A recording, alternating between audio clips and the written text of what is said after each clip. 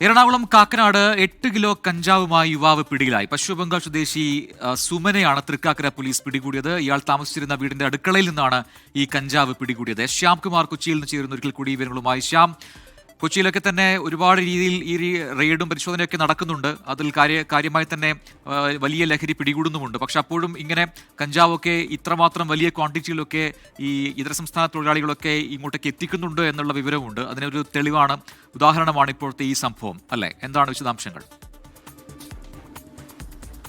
പ്രജിൻ, കഴിഞ്ഞ ദിവസമാണ് ഏലൂരിൽ 16 കിലോ കഞ്ചാവുമായിട്ട് 2 പശ്ചിമബംഗാൾ സ്വദേശികളെ പിടികൂടിയത്.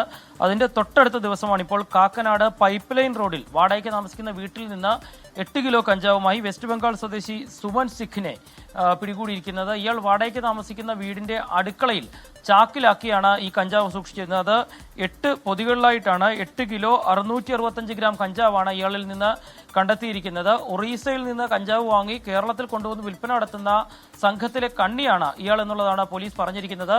ഇയാളുടെ അറസ്റ്റ് രേഖപ്പെടുത്തിയിട്ടുണ്ട്. മറ്റു നടപടികൾ പുരോഗമിക്കുകയാണ്. ശരി, എസ് ശ്യാംകുമാറാണ് വിവരങ്ങൾ നൽകിയത്.